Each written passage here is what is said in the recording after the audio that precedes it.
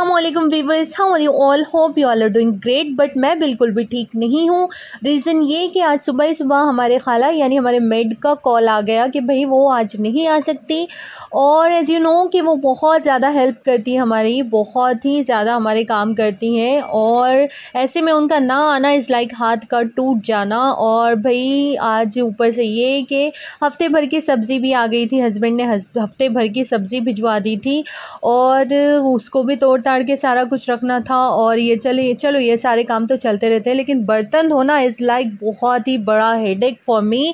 पता नहीं क्यों बर्तन धोने पर मेरा जो बैक है वो बहुत ज़्यादा पेन करता है। और लॉकडाउन के अलावा वैसे कभी ज़रूरत नहीं पड़ी बर्तन धोने की। घर में खाला रेगुलरली आ जाते हैं, लेकिन बहुत रेयर होता है ऐसा कि खाला छुट्टी करे। और उस दिन भी हमारे पास जो हमारे फंक्शन हॉल के जो हेल्पर्स हैं, जैसा पंशीला ताई, हलीमा खाला वगैरह भी आ जाते हैं, लेकिन आज जो है कोई फंक्शन भी नहीं था। दैट्स वाई वो लोग भी नहीं थे और सारा कुछ जो है मैंने और मेरी देवरानी ने ही करना था। चूँकि सब्ज़ी ख़त्म हो चुकी थी, दैट्स वाई हस्बैंड ने सुबह ही सुबह सब्ज़ी भिजवा दी। मैंने कहा भाई इसे ही पहले ठिकाने लगा देते हैं, क्योंकि सब्ज़ी फैली हुई अच्छी नहीं लगती। और हमने चेक भी करना था कि क्या आया क्या नहीं। और मैंने कहा भाई साथों साथ सारा कुछ ऑर्गेनाइज़ कर देते हैं, अच्छे से स्टोर करते हैं और आप लोगों को भी दिखाते हैं कि किस तरह हम सब्ज़ी को स्टोर करते हैं फ्रिज में, ताकि जो सब्ज़ी है वो ख़राब ना हो और ज़्यादा टाइम तक महफूज रहे, तरोताज़ा रहे, फ्रेश रहे। तो कुछ सब्जियों को हम कंटेनर्स में, कुछ सब्जियों को हम पाउचेस में रखते हैं, जैसे कि मैंने अभी बताया और आपने देखा। और भाई इस तरह के कंटेनर्स में स्पेशली हम मेथी की सब्ज़ी के पत्ते तोड़ कर रखते हैं। और हरे धनिए को हम इस तरह से उसके रूट्स कट करके एक पहले न्यूज़पेपर बिछा लेते हैं या फिर टिश्यू पेपर। तो भाई इस तरह से बिछाने के बाद आपने रूट्स कट किए हुए हरे धनिए को इस तरह से रख देना है, देन उसका लिड लगा देना है और आपका जो हरा धनिया है वो सेफ़ हो जाएगा, बिल्कुल भी दबेगा करेगा नहीं फ्रिज में। और भाई हमने जो न्यूज़पेपर इसमें बिछाया था ना, वो क्या करेगा, इसका एक्स्ट्रा मॉइस्चर एब्जॉर्ब कर लेगा। दैट्स वाई ये ज़्यादा टाइम तक फ्रेश रहेगा, यानी कि स्पॉइल नहीं होगा। और जिस सेम मेथी की सब्ज़ी में भी हम न्यूज़पेपर का यूज़ करें, यहाँ पर हम मेथी की सब्ज़ी को इस तरह खुली खुली पहले इसे खोल देंगे और खोल के खुली खुली से रखेंगे। देन इस तरह से हल्के हल्के हाथों से रैप करेंगे। रैप करते वक्त आपने एक बात ध्यान में रखना है कि भाई सब्ज़ी जो है एक के ऊपर एक, यानी कि बहुत ज़्यादा गड्डी नहीं होनी चाहिए इसकी, यानी हल्की हल्की सब्ज़ी होनी चाहिए और एक हल्की सी लेयर होनी चाहिए। और फिर उसे आपने हल्के हाथों से रैप करें। ज़्यादा सब्ज़ी हो तो 3-4 पेपर लेकर रैप करके रखें, एक में ही सारी सब्जी रखने की कोशिश ना करें, इससे क्या होगा, आपकी सब्जी स्पॉइल होगी जल्दी। वैसे नॉर्मली हम लोग क्या करते हैं, सारी सब्जी को तोड़ते हैं, यानी कि उसके पत्ते पत्ते तोड़कर एक कंटेनर जार में डालते हैं, देन उसका लिड लगाकर उसे स्टोर कर देते हैं फ्रिज में। तो इस तरह 15 दिन 20-25 दिन तक आराम से आपकी सब्ज़ी ख़राब नहीं होती, बहुत ही अच्छे से फ्रेश रहती है। और अगर न्यूज़पेपर में अगर आप बहुत टाइम ऐसा होता है सुस्ती आती है इंसान को, भाई इंसान है बहुत ज़्यादा काम नहीं कर सकता, तो आप इस तरह 1-2 दिन के लिए न्यूज़पेपर में रैप करके रख सकते हैं, तभी भी आपकी सब्ज़ी ख़राब नहीं। और 1-2 दिन के बाद जब आपने पकानी हो तब की तब आप तोड़कर इसे पका सकते हैं, या फिर तोड़कर और 15-20 दिन के लिए रख सकते हैं। लेकिन चूँकि अभी हमारी मेड नहीं थी, दैट्स वाई मैंने इसे पेपर में रैप किया, बिकॉज़ कल आ जाएगी मेड और वही ये काम कर देगी। और ये है पालक की सब्ज़ी, इसे भी हम न्यूज़पेपर में सेम खुली खुली रखेंगे और हल्के हाथों से रैप करेंगे। और भाई इससे क्या होगा, हमारी जो सब्ज़ी का एक्स्ट्रा मॉइस्चर है वो सारा पेपर एब्जॉर्ब कर लेगा और सब्ज़ी जो है फ्रेश रहेगी। तो खैर ये रैप्ड सब्ज़ी को हम वेजिटेबल बास्केट में रख देंगे। और यहाँ पर आपने एक चीज़ का ध्यान रखना है कि इसके ऊपर बिल्कुल भी कोई आपने हेवी वेजिटेबल नहीं रखना है। अगर हेवी वेजिटेबल रखोगे आप तो थोड़ा यानी ये दब जाएगी और फिर वेजिटेबल आपकी ख़राब हो सकती है। तो खैर मैंने मिर्ची का लाइट पाउच रखा है इसके ऊपर, और ये टमाटोज़ को भी वॉश करके रख दिया, बाकी के वेजिटेबल्स भी छोटे छोटे पाउचेस में डाल दिया, जो कि लोकल मार्केट से मैंने आई थिंक 35-40 रुपीज़ में कुछ लेकर आया था। और भाई ये है खट्टे चुके की सब्ज़ी। तो खैर इसे भी हम सेम इसी तरह से कट करके पेपर में खुली खुली रख के फिर इस तरह रैप कर देंगे फटाफट से, और इसे भी रख देंगे। तो ये जो सब्ज़ी है कुछ ज़्यादा ही नम थी, दैट्स वाई आप देख सकते हैं हमने एक और न्यूज़पेपर इसके अंदर रखा और फिर ऊपर से फिर से और एक न्यूज़पेपर से इसे रैप करेंगे, बिकॉज़ जो है न्यूज़पेपर फटने लगा था और इसका जो मॉइस्चर कंटेंट है वो बहुत ज़्यादा था, यानी अच्छी खासी गीली थी। तो फिर हमने 2-3 न्यूज़पेपर का यूज़ करके इसे रैप किया ताकि फ्रेश रहे। और ये वेजिटेबल्स तो खैर हम ऐसे ही रख देंगे इसे, और छोटे जो वेजिटेबल्स है इस तरह के पाउचेस में, जो कि मैंने अभी बताया 35 या 40 रुपए में मैंने कुछ लिया था लोकल मार्केट से। तो ये पाउचेस जो है सिर्फ ऑर्गेनाइजेशन के काम आएंगे आपके, यानी कि वेजिटेबल्स को आप ऑर्गेनाइज कर सकते हो और वही वेजिटेबल्स इसमें स्टोर कर सकते हो जो कि जल्दी ख़राब नहीं होते, जैसे कि भिंडी हो गई और टमाटर वगैरह, लीमू। और लीमू को भी हम बाज़ औक़ात जब बहुत ज़्यादा लीमू आ जाते हैं तो एक एक लीमू को पेपर में रैप करके देन इस बैग में रखते हैं ताकि ज़्यादा टाइम तक लीमू जो है वो सेफ़ रहे। तो खैर अभी कोई इतने ज़्यादा नहीं थे, दैट्स वाई एक ही पाउच में डाल दिया, क्योंकि लीमू बहुत ज़्यादा यूज़ होते हैं मेरे घर में और फटाफट से ख़त्म हो जाते हैं। और खाला को नेक्स्ट डे दे देंगे हम सारा रस निकालने के लिए इसका, और बॉटल में भर के रख देंगे।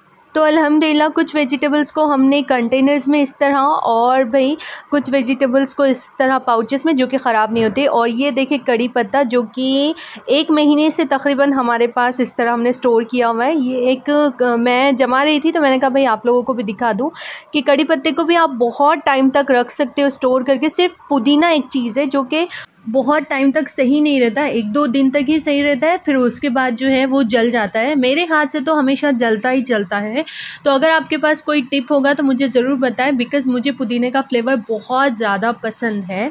और ये रहा जिंजर गार्लिक, तो जिंजर को छोटे से पाउच में डालकर मैं फ्रिज में स्टोर कर दूंगी, जो कि चाय और सूप्स वगैरह बनाने के काम आता है। और रही बात गार्लिक की, तो इसे बाहर ही स्टोर करूंगी, जो लहसुन और प्याज का स्टैंड आता है उसमें, और जो कि साइड में ही फ्रिज के रखा हुआ है। तो खैर हम लोग जिंजर गार्लिक का पेस्ट कभी भी घर में नहीं बनाते, यानी घर में ग्राइंड नहीं करते, हम बाहर से परचेस करके बाहर मशीन पर ही डाल देते हैं और वहीं से जो है इसका पेस्ट बन के आ जाता है। तो जब अल्लाह ताला ने सहूलत दी है तो हम क्यों घर में ये काम करें, और बहुत ही चीप प्राइस में ये काम हो जाता है, तो फिर हम क्यों हमारी एनर्जी और टाइम वेस्ट करें। तो बहुत सारे, मैं ये इसलिए कह रही हूँ, बहुत सारे लोग कहते हैं कि भाई ये जो जिंजर गार्लिक आप लोग बाहर से मंगाते हो उसका टेस्ट नहीं आता है। तो भाई मेरे घर के खाने बहुत ही ज़्यादा मज़ेदार, बहुत ही टेस्टी होते हैं। तो खैर ये मैं ही नहीं, हर कोई जो भी हमारे घर पे आता है वो खानों की तारीफ़ करके जाता है अल्हम्दुलिल्लाह। तो मैं ये बात इसलिए बता रही हूँ कि बहुत सारे लोग इस चीज़ को लेकर कंफ्यूज होते हैं, दैट्स वाई मैंने कहा भाई आप लोगों का जो कन्फ्यूजन है वो मैं क्लियर करूं, और मेरी वजह से बहुत सारे लोगों को आसानी हो जाएगी, वो भी बाहर से इजीली मंगा सकेंगे बिना किसी डाउट। तो जी अल्हम्दुलिल्लाह हमारे सारे काम हो चुके हैं, यानी बर्तन धुल चुके हैं, जम चुके हैं, टेबल क्लीन हो चुका है, और भाई सब्ज़ी भी हमने स्टोर कर दिया फ्रिज में, और अब बाकी रहता है सालन बनाना। तो खैर हम लोगों ने सुबह में चाय पराठे से ब्रेकफास्ट किया था, दैट्स वाई अभी तक भूख नहीं लगी थी, सारे काम अच्छे से हो गए, लेकिन अब जो है बहुत ज़ोरों की भूख लगी है। तो भाई मटन भी डिफ्रॉस्ट हो चुका है, एग्स भी बॉईल हो चुके हैं, तो अब देर किस बात की, सालन रेडी करते हैं। तो जी जनाब अभी कहीं नहीं जाइएगा, यहीं इसी वीडियो से जुड़े रहिएगा, बिकॉज मैं बहुत ही ज़बरदस्त अपनी एक सीक्रेट रेसिपी शेयर करने लगी हूँ, जो कि मेरी अपनी रेसिपी है।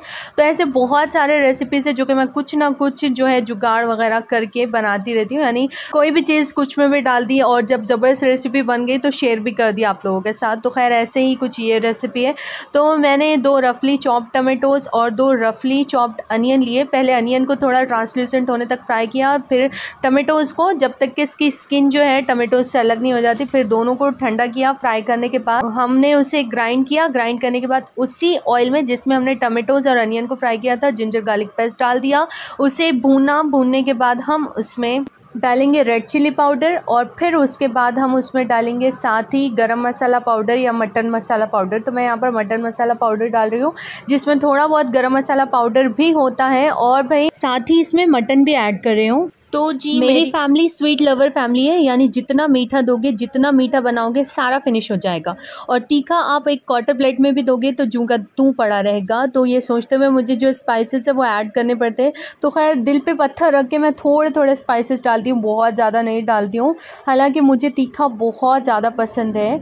और भाई मैंने यहाँ पर मटन मसाला ऐड किया थोड़ा सा, और थोड़ा सा चाट मसाला भी ऐड कर दिया इसको चटपटा बनाने के लिए। तो खैर गरम मसाले को तो मैंने इग्नोर ही कर कर दिया, बिल्कुल भी ऐड नहीं किया। फिर भी मैंने ग्रीन चिलीज़ डालने की हिम्मत की बिकॉज़ मुझे जो है ग्रीन चिलीज़ बहुत ज़्यादा पसंद है। और फिर अब लास्ट में सारी चीज़ें अच्छे से भूनने के बाद हमने जो पेस्ट बनाया था टमेटोज़ और अनियन को फ्राई करके ग्राइंड करने के बाद, तो वो भी ऐड कर दिया। और कुछ देर भूनने के बाद जब इस तरह ऑयल नज़र आ जाए तो उस टाइम पे हम इसमें ऐड करेंगे फ्रेश क्रीम। तो आप अमूल फ्रेश क्रीम भी यूज़ कर सकते हैं, लेकिन मैं जो है घर की मलाई जो होती है यानी दूध पे की जो क्रीम होती है वही मैं यूज़ कर रही हूँ। और इसे डालने के बाद हम इसे अच्छे से करेंगे मिक्स। और कुछ देर पकाने के बाद आप देख सकते हैं बहुत ही ज़बरदस्त हमारी जो मटन करी है वो रेडी है। आप जो चाहे इसे नाम दे लें।